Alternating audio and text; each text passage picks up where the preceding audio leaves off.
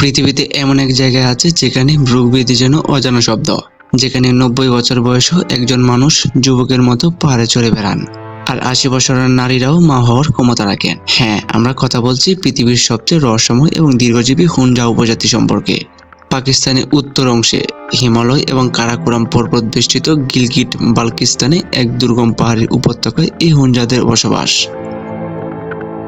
সমুদ্রপৃষ্ঠ থেকে প্রায় 2500 মিটার উঁচু অবস্থিত একটি অঞ্চল, যেন প্রকৃতির এক স্বর্গরাজ্য। হুঞ্জা জাতির সবচেয়ে বড় আকর্ষণ হলো তাদের গড় আয়ু এবং সৌন্দর্য। যেখানে আধুনিক বিশ্বে মানুষের গড় আয়ু প্রায় 70 থেকে 75 বছর, সেখানে হুঞ্জারা অনায়াসে 100 থেকে 120 বছর, এমনকি তার বেশিও অতিক্রম করে। এছাড়াও এদের সৌন্দর্য পৃথিবীব্যাপী এক বিস্ময়কর। 60 থেকে 70 বয়সেও তাদের দেখতে তরুণীদের মতো মনে হয়। এই দীর্ঘায়ু ও সৌন্দর্যের আসল রহস্য কি?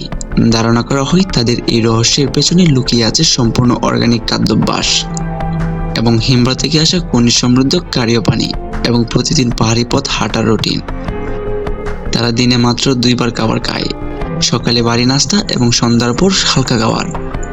তাছাড়াও তাদের খাবার তালিকার মধ্যে থাকে অর্গানিক শাকসবজি, গম, বালি এবং প্রচুর পরিমাণ এপ্রিকট। বিশেষ করে তারা গরমকালে কাঁচা ফলমূল এবং জুস বেশি খায়, শীতকালে শুকনো ফল এবং বিভিন্ন বীজ থেকে তেল সংগ্রহ করে।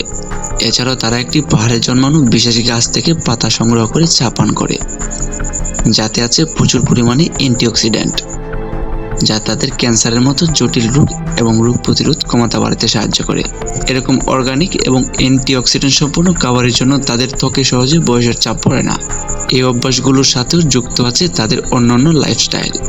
তারা অত্যন্ত দুশ্চিন্তামুক্ত, হাসি খুশি ও শান্তিপ্রিয় জীবনযাপন করে, যেখানে কোনো আধুনিক মানসিক চাপ নেই।